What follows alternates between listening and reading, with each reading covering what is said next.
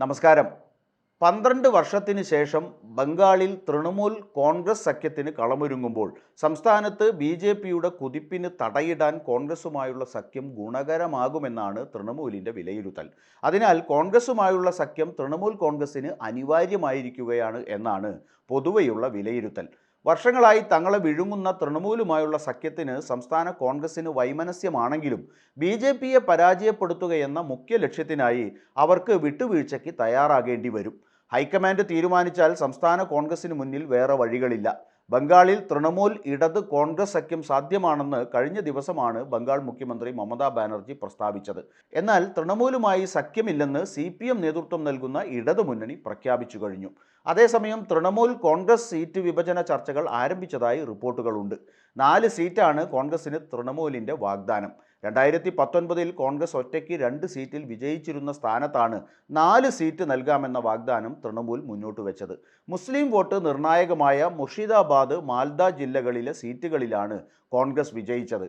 8 സീറ്റെങ്കിലും വേണമെന്നാവശ്യപ്പെടുന്ന Congress 6-ന് വഴങ്ങുമെന്നാണ് report. അടുത്ത തെരഞ്ഞെടുപ്പിൽ ബി.ജെ.പിയെ തറപറ്റിക്കുകയെന്ന ലക്ഷ്യത്തോടെയാണ് മമതാ ബാനർജി തൃണമൂൽ ഇടത് കോൺഗ്രസ് സഖ്യത്തിന് സമ്മതിച്ചതെന്ന് മുതിർന്ന തൃണമൂൽ നേതാവ് സൗഗത റോയ് പറഞ്ഞു. കോൺഗ്രസുമായി സഖ്യമുണ്ടാക്കിയാൽ തന്നെ ആകെയുള്ള 42 സീറ്റുകളിൽ 37 എണ്ണം വരെ സ്വന്തമാക്കാമെന്ന് തൃണമൂൽ കണക്കുകൂട്ടുന്നു.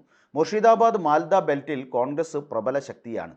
വടക്കൻ ബംഗാളിലും കൊൽക്കത്തയിലും കോൺഗ്രസിന് തരക്കേടില്ലാത്ത വോട്ടുണ്ട്. 2019 തൃണമൂൽ കോൺഗ്രസ് 22 സീറ്റിൽ ഒതുങ്ങിയപ്പോൾ ബി.ജെ.പി 18 സീറ്റ് നേടി കരുത്തു കാട്ടിയിരുന്നു. 2019 വടക്കൻ ബംഗാളിലെയും പടിഞ്ഞാറൻ ബംഗാളിലെയും സീറ്റുകളാണ് ബി.ജെ.പി തൂത്തുവാരിയത്.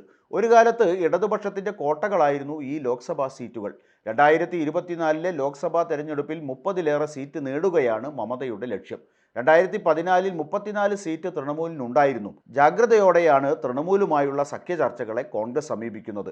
2001, 2011 നിയമസഭാ തെരഞ്ഞെടുപ്പ്, 2009 ലോക്സഭാ തെരഞ്ഞെടുപ്പ് എന്നിവയിൽ തൃണമൂലും കോൺഗ്രസും സഖ്യമുണ്ടാക്കിയിരുന്നു. 2011 34 വർഷത്തെ ഇടതുഭരണത്തിന് അന്ത്യം കുറിച്ചത് തൃണമൂൽ കോൺഗ്രസ് സഖ്യമായിരുന്നു. എല്ലായ്പ്പോഴും ഈ സഖ്യം അസന്തുഷ്ടിയും അവിശ്വാസവും നിറഞ്ഞതായിരുന്നു എന്നതാണ് ചരിത്രം. തങ്ങൾക്ക് സ്വാധീനമുള്ള സീറ്റുകൾ തൃണമൂൽ പിടിച്ചെടുക്കുന്നുവെന്ന് കോൺഗ്രസിന് പണ്ടേ പരാതിയുണ്ടായിരുന്നു. ബംഗാളിൽ തങ്ങളെ ക്ഷയിപ്പിച്ച തൃണമൂലുമായി സഖ്യമുണ്ടാക്കാൻ പാർട്ടി കേന്ദ്ര നേതൃത്വം ആവശ്യപ്പെട്ടാൽ അനുസരിക്കുകയേ നിർവാഹമുള്ളൂവെന്ന് മുതിർന്ന കോൺഗ്രസ് നേതാവ് അബ്ദുൾ മന്നൻ പറഞ്ഞതിൽ നിന്ന് പാർട്ടികൾക്കിടയിൽ പരസ്പരമുള്ള ബന്ധം വായിച്ചെടുക്കാം. വരുന്നത് ലോക്സഭാ തെരഞ്ഞെടുപ്പാണെന്നും പൊതുശത്രുവായ ബി.ജെ.പിയെ പരാജയപ്പെടുത്തുക എന്നതാണ് മുഖ്യ ലക്ഷ്യമെന്നും മുൻ കോൺഗ്രസ് സംസ്ഥാന അധ്യക്ഷൻ പ്രദീപ് ഭട്ടാചാര്യ പറഞ്ഞത് മുന്നണി ബന്ധം യാഥാർത്ഥ്യമാകുമെന്ന സൂചന നൽകുന്നുണ്ട്. 2019 ബി.ജെ.പി വിജയിച്ച സീറ്റുകൾ കോൺഗ്രസിന് മത്സരിക്കാൻ നൽകണമെന്നാണ് കോൺഗ്രസ് പ്രവർത്തക സമിതി അംഗം ദീപാദാസ് മുൻഷിയുടെ അഭിപ്രായം. ഇടതുഭരണം അവസാനിച്ച 2011 മുതൽ ബംഗാളിൽ കോൺഗ്രസ് പാർട്ടി ക്ഷയിച്ചു വരികയാണ്. അനവധി കോൺഗ്രസ് നേതാക്കളും MLA-മാരും തൃണമൂൽ കോൺഗ്രസിലേക്ക് ചുവടുമാറി.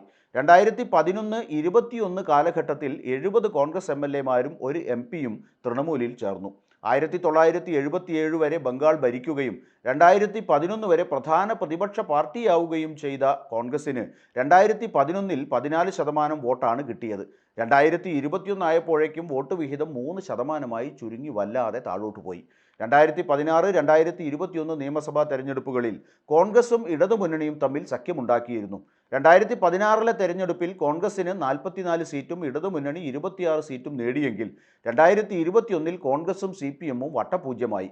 പിന്നീട് സാഗർ ദിഘി സീറ്റിലേക്ക് നടന്ന ഉപതെരഞ്ഞെടുപ്പിൽ കോൺഗ്രസിലെ ബൈറോൺ ബിശ്വാസ് വിജയിച്ചെങ്കിലും മാസങ്ങൾക്കകം അദ്ദേഹവും തൃണമൂലിലേക്ക് ചേക്കേറി. ഈ സാഹചര്യത്തിൽ തൃണമൂൽ കോൺഗ്രസ് സഖ്യത്തിന് ഒട്ടേറെ കടമ്പകളുണ്ടെന്നാണ് രാഷ്ട്രീയ നിരീക്ഷകർ വിലയിരുത്തുന്നത്. ഇരു പാർട്ടികളും തമ്മിൽ ഇപ്പോഴും അവിശ്വാസം നിലനിൽക്കുന്നു. താഴെത്തട്ടിൽ വോട്ട് കൈമാറ്റം ദുഷ്കരമാണ്. അതേസമയം ബി.ജെ.പി എന്ന പൊതുശത്രുവിനെ തൃണമൂലിനും കോൺഗ്രസിനും നേരിടാനുമുണ്ട്. സാഹചര്യത്തിൻ്റെ സമ്മർദ്ദം തെരഞ്ഞെടുപ്പ് സഖ്യമുണ്ടാക്കാൻ നിർബന്ധിതമാക്കിയാലും പരസ്പര അവിശ്വാസം പുലർത്തുന്നവരുടെ കൂട്ടുകെട്ട് വോട്ടിങ്ങിൽ പ്രതിഫലിക്കുമോ എന്ന് കാത്തിരുന്ന് കാണാം.